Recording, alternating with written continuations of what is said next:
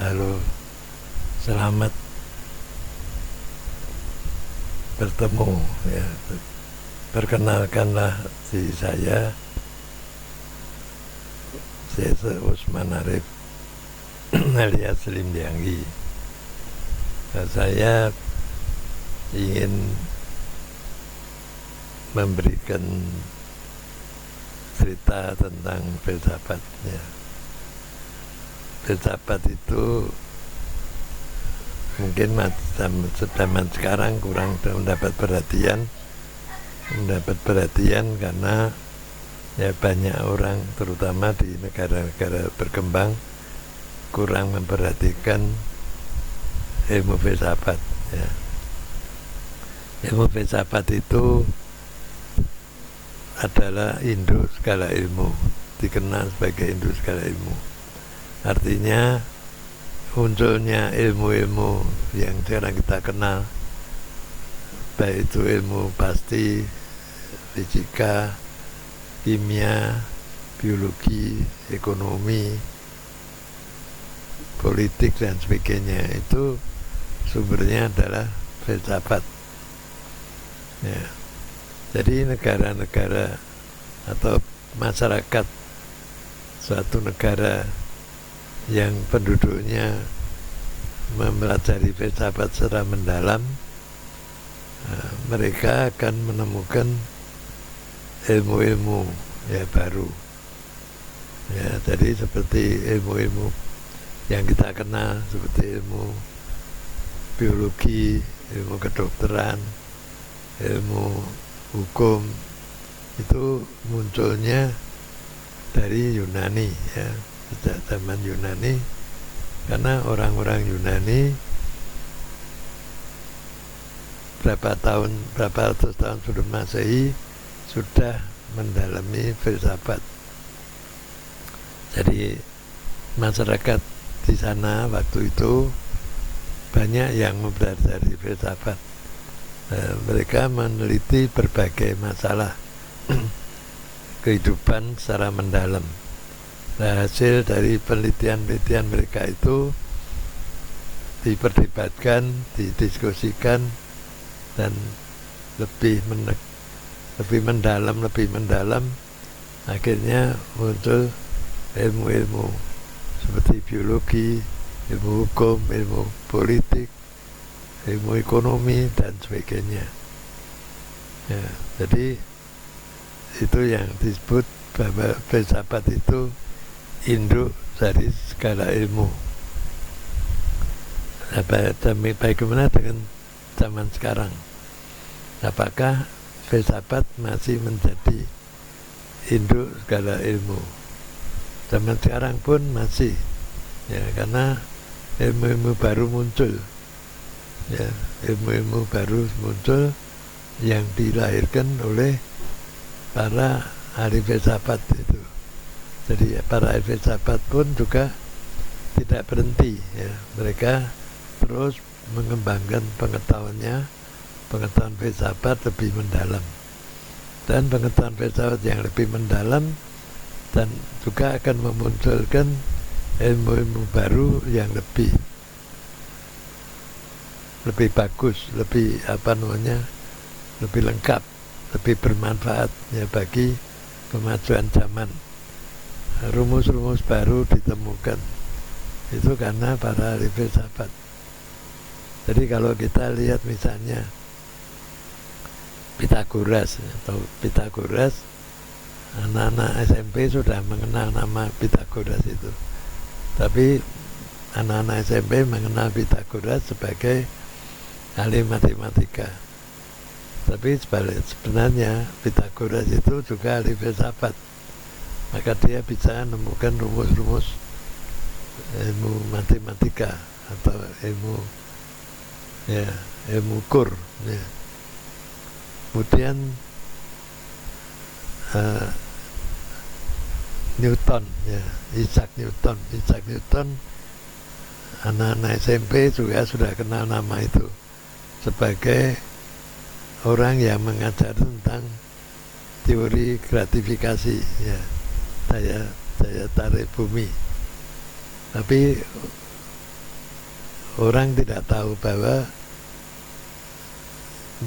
Isaac Newton itu juga seorang ahli filsafat, ya. Dia pengetahuannya luas, jadi dia pemikirannya tidak hanya berhenti pada masalah kayak daya tarik bumi, tapi juga masalah-masalah lain, termasuk filsafat dan agama, ya.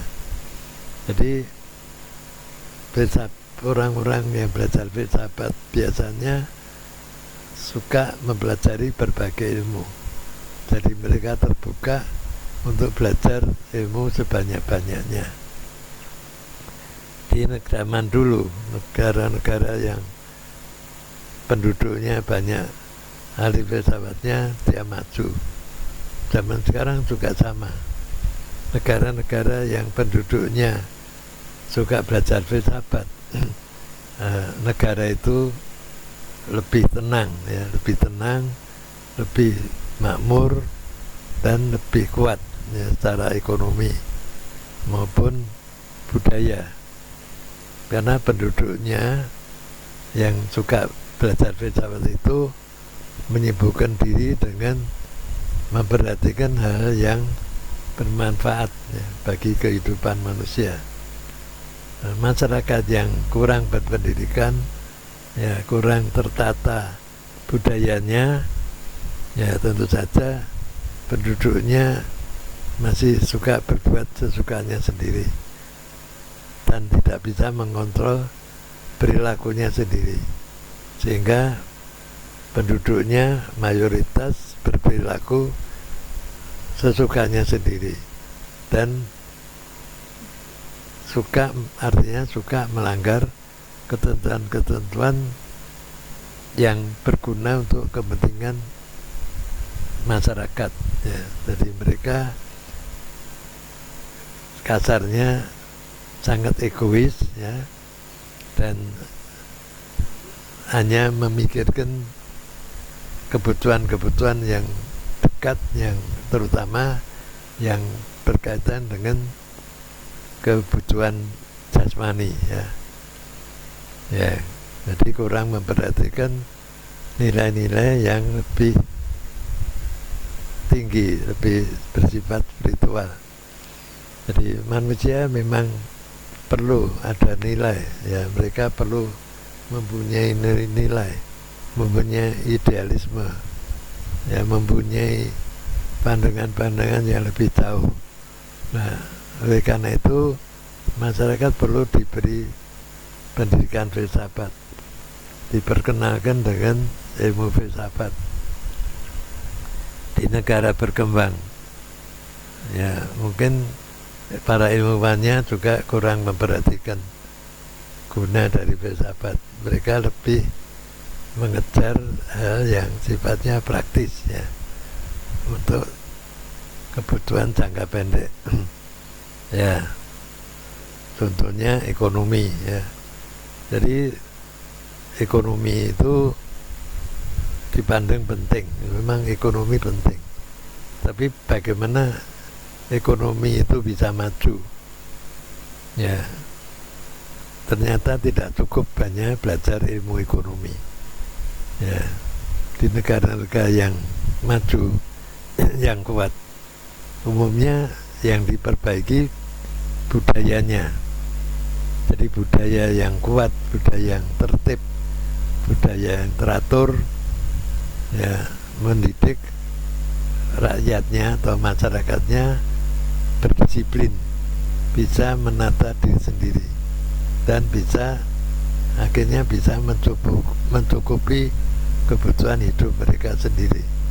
Jadi dengan cara seperti itu ekonomi juga lebih maju, ya. Segala ilmu baru, ilmu yang lain selain ekonomi juga lebih gampang diserap oleh masyarakat yang sudah berbudaya, ya. Karena apa? Karena masyarakatnya secara bersama-sama saling belajar, ya. Jadi dalam masyarakat yang budayanya maju, masyarakat itu selalu mengajak saling belajar, mengajak saling menambah pengetahuan ya. Jadi mereka tidak lagi egois ya, atau menang sendiri. Nah, ini adalah satu contoh dalam masyarakat yang maju itu memperhatikan nilai-nilai yang sifatnya lebih tinggi, yaitu nilai-nilai yang punya hubungan dengan kerohanian ya. Jadi ketenangan, kebutuhan rohani itu lebih diperhatikan ya dalam masyarakat yang budayanya lebih maju. Masyarakat yang kurang maju budayanya hanya memperhatikan kebutuhan fisik saja ya, makan, tempat tinggal ya, penghasilan. Jadi ukuran masyarakat itu yang baik, yang berguna itu yang kaitannya dengan kepuasan jasmani ya. Bisa piknik, bisa makan enak di rumah makan dan sebagainya. Itu ukuran-ukuran kebahagiaan, ukuran-ukuran keberhasilan ya. Karena dalam masyarakat yang budayanya lebih tinggi ya, mereka melihat keberhasilan bukan dari ukuran-ukuran fisik tadi atau kepuasan fisik. Inilah yang perlu diperhatikan. Jadi saya sebagai sarjana filsafat ya, saya terus terang saya akan ceritakan. Pertama saya belajar S1 di IKIP itu filsafat budaya Jawa. Lulus tahun 1972. Kemudian saya melanjutkan di Gajah Mada mengambil filsafat S1 ya, waktu itu di IKIP yang sampai sarjana muda, IKIP Solo. Kemudian saya pergi ke Jogja untuk melanjutkan ke Gajah Mada mengambil S1 filsafat, lulus tahun 1976. Kemudian saya mengambil S2 di IKIP Jakarta. Saya mengambil pendidikan sejarah ya, karena saya melihat orang belajar filsafat juga perlu belajar sejarah sebagai pendukung. Kemudian saya lulus dari IKIP Jakarta tahun 1993 ya. Kemudian saya mengambil S3 di Gajah Mada, yaitu S3 program studi filsafat. Saya kemudian mengambil filsafat Tiongkok ya. Nah, jadi lulus tahun 2007 ya. Jadi saya memang senang dengan filsafat ya, karena saya melihat bahwa suatu negara, suatu masyarakat itu akan bisa maju lebih baik kalau banyak penduduknya belajar filsafat.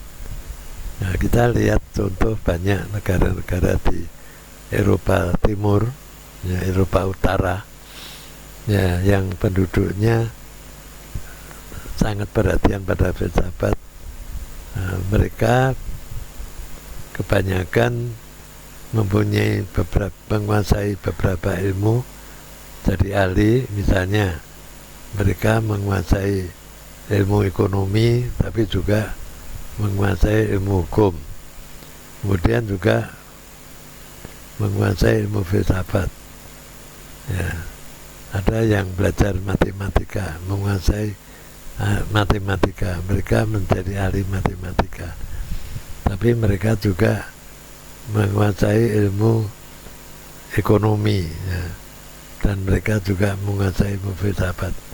Jadi negara-negara Eropa Utara itu umumnya ilmunya mempunyai beberapa ilmu atau menguasai beberapa ilmu, termasuk filsafat, ya. Jadi rata-rata mereka belajar filsafat. Jadi negara mereka kelihatannya kecil tapi tenang dan kaya, dan orang-orangnya pandai. Itu satu bukti, ya. Jadi kalau masyarakat itu mau belajar filsafat, maka pasti negaranya akan maju dan kuat. Di Asia itu beberapa negara yang penduduknya suka mempelajari filsafat. Nah, misalnya di Tiongkok, ya, itu ada filsafat, ya, filsafat Tiongkok. Kemudian berpengaruh ke negara Jepang, Korea, dan Vietnam, ya. Dan negara-negara ini sejak ribuan tahun yang lalu sudah mempelajari filsafat, meskipun negara-negara Asia ini umumnya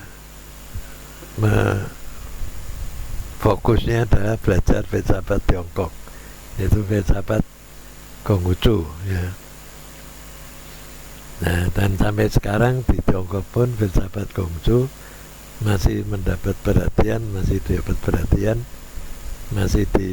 dipelajari dan dikembangkan untuk mengikuti perkembangan zaman maupun perkembangan ilmu pengetahuan, sehingga negara seperti Tiongkok, Jepang, Korea itu tidak tertinggal, ya.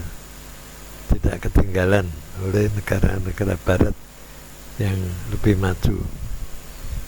Menurut orang Amerika, seorang filosof Amerika namanya H.G. Grill, dia mengatakan bahwa negara-negara barat, ya, khususnya Inggris, Prancis, ya, kemudian Amerika, itu belajar banyak dari filsafat timur, ya.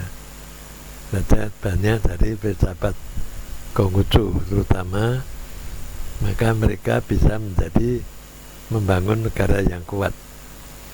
Jadi menurut Grill,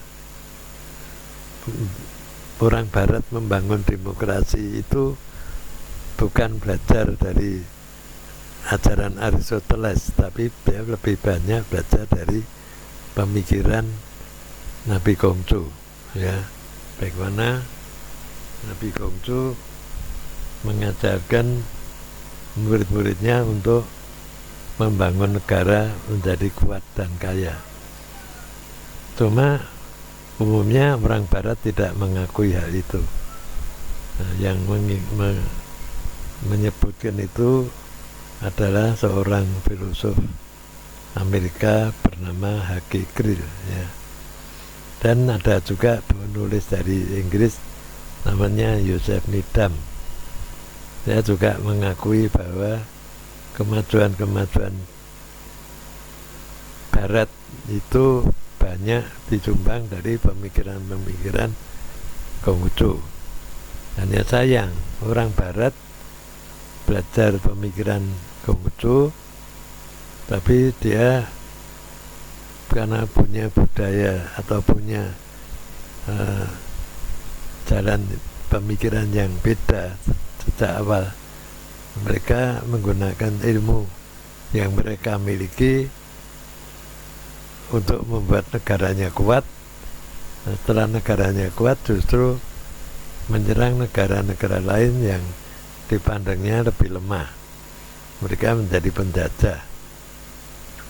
Nah, ini hal yang terjadi di barat, ya.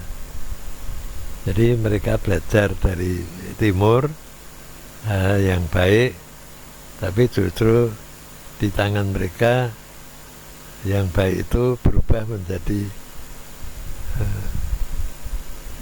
kejahatan, ya.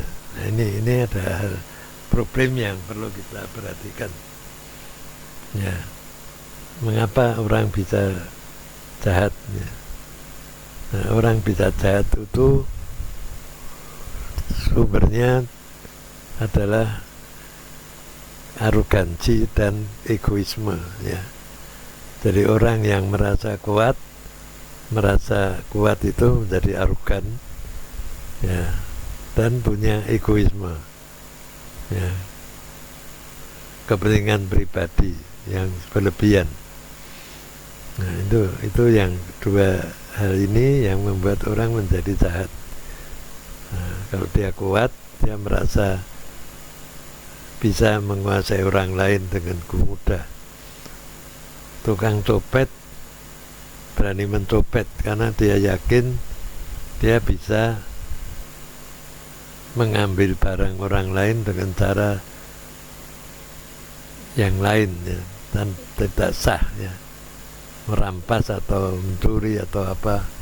Nah, ini jadi mereka menjadi arogan, menjadi jahat, ya, karena merasa punya kelebihan, ya.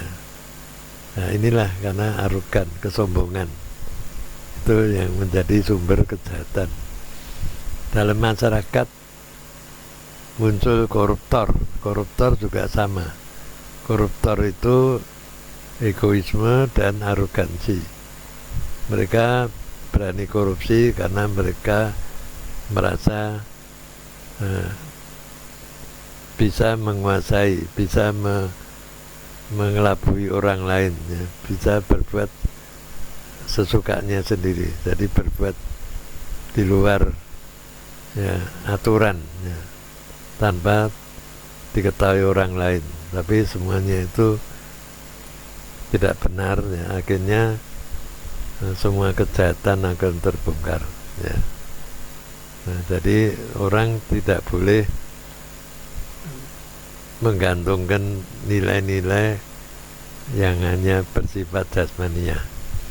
Kebutuhan hidup manusia bukan hanya jasmania, tapi juga ada kebutuhan-kebutuhan yang lebih tinggi, yaitu kebutuhan spiritual.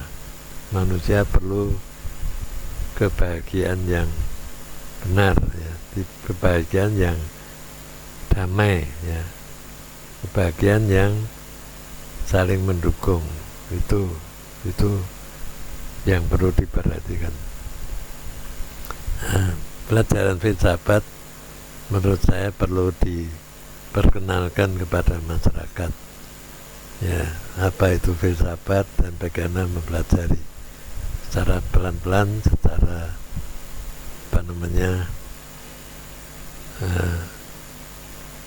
terus-menerus, ya, secara orang akan lama-lama akan mengenal apa itu filsafat. Filsafat sebenarnya tidak terlalu sulit, hanya seperti orang masuk rumah, kalau tidak tahu pintu masuknya, ya susah untuk masuk rumah itu, ya. Orang masuk rumah mestinya harus tahu pintu depannya mana, ya. Kalau sudah tahu pintu depannya, lalu masuk ruangan tamu dan seterusnya, itu baru bisa masuk ke dalam, ya. Orang belajar filsafat juga sama. Kalau dia tidak tahu pintu masuknya, ya, lalu meraba-raba dan akhirnya membuat satu pendapat yang tidak benar, ya, tentang filsafat. Ada yang punya pendapat filsafat itu membuat orang jadi gila dan sebagainya, ya. Lalu ada yang mengatakan filsafat membuat orang jadi ateis, ya. Nah, ini orang-orang ini belum belajar filsafat, tapi dia sudah berani membuat kesimpulan yang tidak benar. Nah, semuanya ini karena apa? Kurangnya pembelajaran, kurangnya kesempatan bagi mereka untuk belajar. Di Tiongkok ada satu buku namanya I Ching atau Kitab Perubahan. Kitab Perubahan ini kitab yang penting, yaitu logika, ya, mengajar orang bagaimana berpikir benar. Itu cuma bentuknya buku ini adalah gambar-gambar, cuma gambar yang terdiri dari garis putus dan garis utuh ya. Yaitu garis yin dan yang. Hitanya itu jumlahnya ada 64 heksagram. Jadi kalau orang melihat gambar-gambar itu tentu saja tidak tahu apa artinya gambar-gambar yang hanya garis-garis itu. Tapi kalau itu dipelajari secara pelan-pelan, maka akan tahu apa artinya garis-garis itu. Dan itu adalah satu sistem pemikiran yang sangat bagus ya, sangat lengkap dan utuh. Jadi orang dengan mempelajari kitab itu ya, orang bisa tahu bagaimana berpikir yang benar dan menghindari pemikiran yang salah. Itu mestinya seperti itu. Tapi kalau tidak dipelajari atau tidak ada orang yang mengajarkan juga tidak bisa. Nah, inilah satu contoh.